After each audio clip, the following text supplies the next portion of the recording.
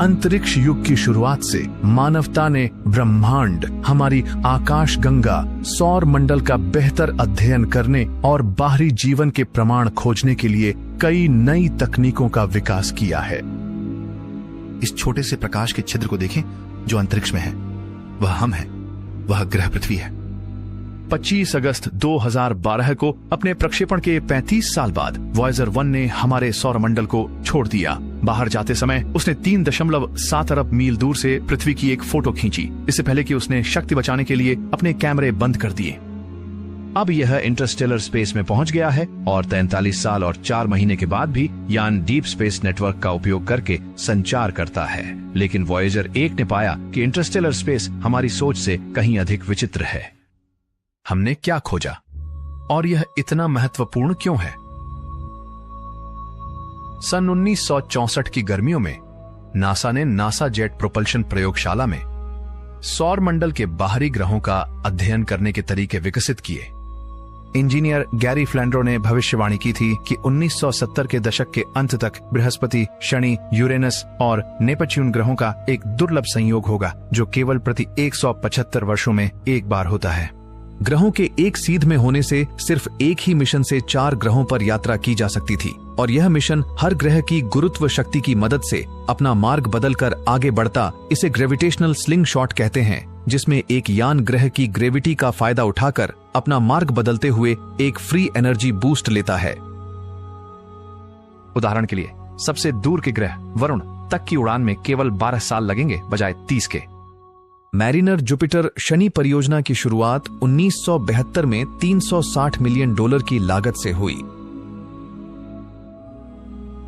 मार्च 1977 में लॉन्च से कुछ महीने पहले मिशन की महत्ता के कारण प्रोब्स के नाम बदलकर वॉयेजर 1 और वॉयेजर 2 रख दिए गए। वॉयेजर्स में ऐसे इनबिल्ट कंप्यूटर्स थे जिन्हें रीप्रोग्राम किया जा सकता था, जिससे शोधकर्ताओं को प्रोग्राम बदलने और किसी भी समस्या को तुरंत ठीक करने में सहायता मिलती थी। 20 अगस्त 1970 के दशक के 17वें वर्ष में वॉयेजर 2 को सबसे पहले अंतरिक्ष में भेजा गया था, वॉयेजर 1 के प्रक्षेपण से 16 दिन पहले। लेकिन क्योंकि यह बृहस्पति और शनि तक पहुंचने के लिए लंबवत मार्ग पर था, तब तक वॉयेजर 1 इससे आगे पहुंच चुका होगा। 1962 से शुक्र, मंगल और बुध का अध्ययन करने के लिए अंतर्ग्रहीय मिशन आयोजित हुए हैं, जिनकी अवधि 3 वर्षों तक की रही है। लेकिन ये यान पर्याप्त समय तक चलना चाहिए था ताकि नासा के ग्रैंड टूर परियोजना का हिस्सा बन सके, जिसमें 4 गैस के दानव ग्रहों बृहस्पति, शनि, यूरेनस और नेपच्यून का अध्ययन करने के लिए 2 यानों की आवश्यकता थी। लेकिन बाद में यह सुझाव दिया गया कि वॉयेजर 1 और 2 केवल 2 ग्रहों का दौरा करें। प्रेस में जानकारी फैली कि केवल बृहस्पति और शनि की यात्रा की जाएगी, जिससे परियोजना की कुल लागत कम हो जाएगी। रिसर्चर्स ने 10,000 से अधिक मार्गों का अध्ययन किया, इससे पहले कि उन्होंने 2 मार्ग चुने जो उन्हें बृहस्पति के सबसे बड़े चंद्रमा आइयो और फिर शनि और उसके सबसे बड़े चंद्रमा टाइटन के पास से उड़ने की अनुमति देंगे। ये मार्ग अंतरिक्ष यान को यूरेनस और नेपच्यून की ओर बढ़ने का अवसर भी देता था। शोधकर्ताओं के मन में एक अन्य ग्रहों की सभ्यताओं द्वारा इन जांचों को अवरोधित करने का विचार था। अमेरिकी खगोल शास्त्री कार्ल सेगन ने अपनी टीम के साथ एक सुनहरा रिकॉर्ड बनाया। 115 छवियां एनालॉग रूप में एनकोड की गईं, 55 भाषाओं में बोले गए मानव अभिवादन, पृथ्वी की विभिन्न प्राकृतिक ध्वनियां जैसे हवा और बिजली, पक्षियों और व्हेल जैसे जानवरों की ध्वनियां और दुनिया भर की विभिन्न संगीत इसमें डाले गए ताकि दूसरी सभ्यता अगर इसे खोजे तो वे हमारे बारे में जान सके। मूल मिशन योजना के अनुसार वॉयेजर्स को संचालन करने और केवल 5 वर्षों तक चलने के लिए डिजाइन किया गया था। ये इतना समय पर्याप्त होगा कि वे बृहस्पति, शनि और उसके छल्लों और इन 2 ग्रहों के सबसे बड़े चंद्रमाओं का अध्ययन कर सकें। हालांकि जैसे जैसे मिशन आगे बढ़ा, वैज्ञानिकों की महत्वाकांक्षाएं बढ़ी और वॉयेजर्स ने अपेक्षा से कहीं अधिक प्रदर्शन किया। 5 मार्च 1969 को वॉयेजर एक बृहस्पति के करीब पहुंच रहा था और 1,73,983 मील दूर था और उसके चंद्रमाओं आयो और यूरोपा की तस्वीरें खींचने में सक्षम था। और हालांकि बृहस्पति हमारे सौर मंडल के सबसे अधिक अध्ययन किए गए ग्रहों में से एक था, रिसर्चर्स को इन ग्रहों की नए एंगल्स से नई तस्वीरें मिली और इनके बारे में नई जानकारी मिली, जैसे कि ये कोई एलियन ग्रह हो। जुपिटर के सबसे करीबी चंद्रमा आयो की नई छवियों में पीले, नारंगी और भूरे सतह के रंग थे, जो वैज्ञानिकों को ज्वालामुखी चट्टान का सबूत दिखा रहे थे। आयो पर कम से कम 8 सक्रिय ज्वालामुखी देखे गए, जो अंतरिक्ष में सामग्री उछाल रहे थे, और जब वोयाजर उसके पास से गुजरा तो इसके शानदार चित्र पकड़े गए।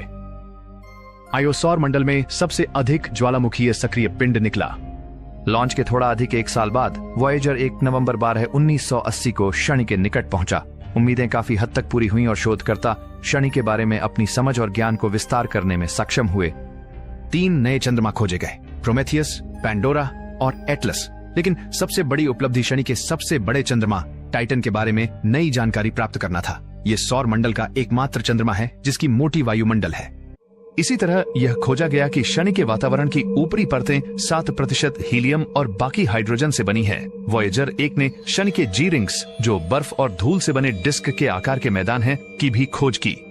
एक और दिलचस्प खोज शनि का छठा सबसे बड़ा चंद्रमा एन्सेलेडस था, जिसे पता चला कि यह अन्य सभी वस्तुओं की तुलना में अधिक सौर प्रकाश परावर्तित करता है, क्योंकि इसकी सतह पर ताजा साफ बर्फ है। इसकी तस्वीरें ली गईं, जो इसकी गड्ढों से भरी सतह दिखाती थीं, जिससे संकेत मिलता है कि सतह के नीचे कुछ भूगर्भीय गतिविधि हो सकती है, जो इसके नीचे तरल सागर के लिए गर्मी का स्रोत हो सकता है।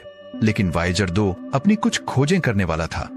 9 जुलाई 1989 को वॉयेजर 2 ने बृहस्पति के सबसे करीब पहुंचकर इसकी और इसके चंद्रमा आयो की एक अद्भुत तस्वीर खींची, जिसमें आयो की छाया जुपिटर पर दिखाई दे रही है।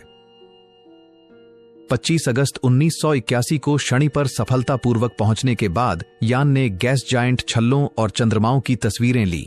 इसके आगे वॉयेजर 2 अपने सभी उपकरणों को कार्यशील रखते हुए यूरेनस तक पहुंच सकता है, जिसके लिए नासा ने बजट बढ़ाया और मिशन को यूरेनस और नेपच्यून तक जारी रखा।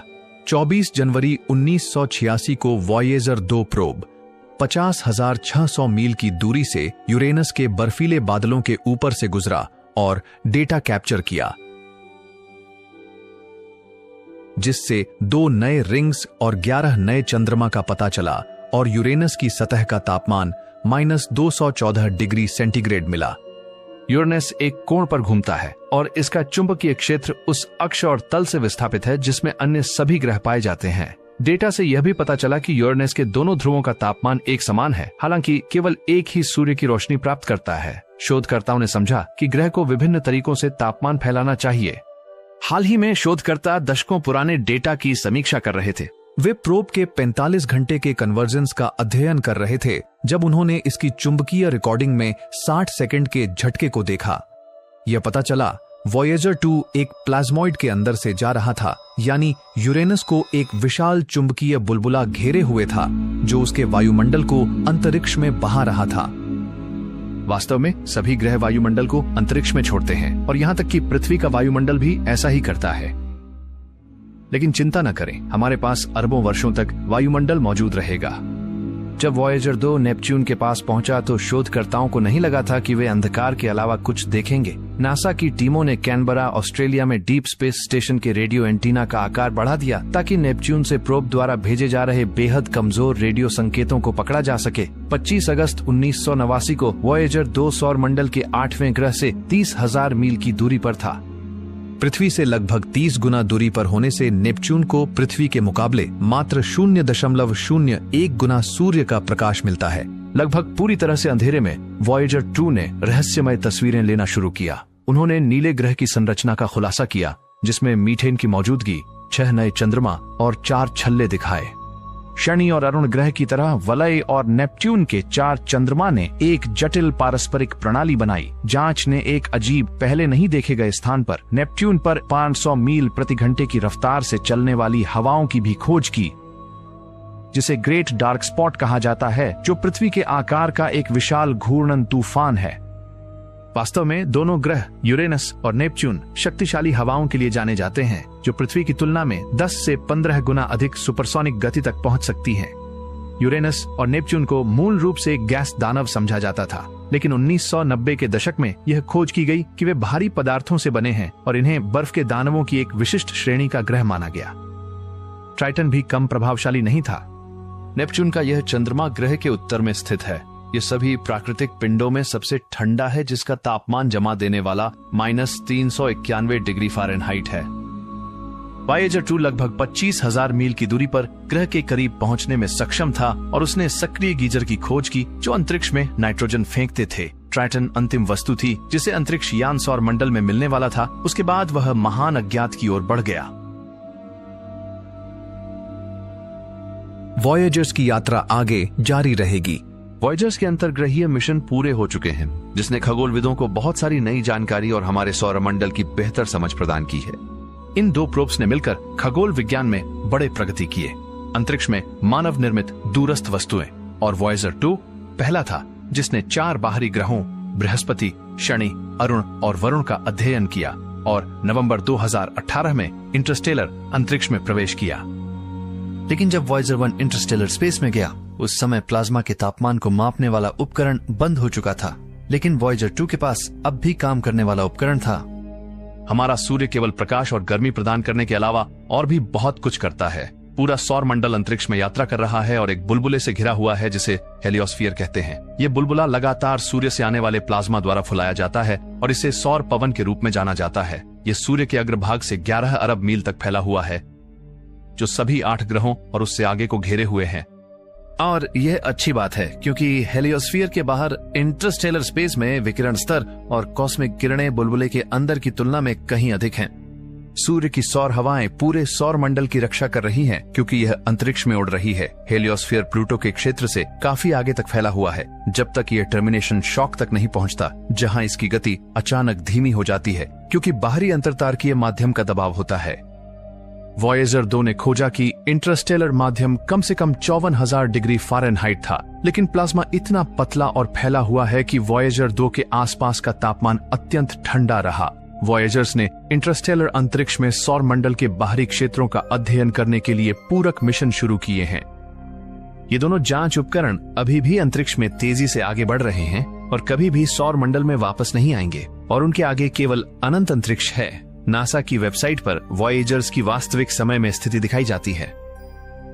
वे हर दिन पृथ्वी से और दूर होते जा रहे हैं और ये पॉसिबल है कि वे अंतरिक्ष में न जाने क्या कुछ अजीब खोज लें। वे अंतरिक्ष में पृथ्वी से भेजे गए एकमात्र योद्धा है जो हमारे सोलर सिस्टम को पार कर चुके हैं, और अगर कोई एडवांस सिविलाइजेशन इन्हें डिटेक्ट कर पाती है तो उन्हें हम पृथ्वी वासियों के बारे में पता चलेगा। तो दोस्तों, आपको क्या लगता है, क्या हमारा ये कदम पृथ्वी के लिए खतरे से खाली होगा या नहीं? कमेंट में जरूर बताएं। मैं मिलता हूँ आपसे किसी अगले वीडियो में। तब तक के लिए ब्रह्मांड की सैर करते रहिए।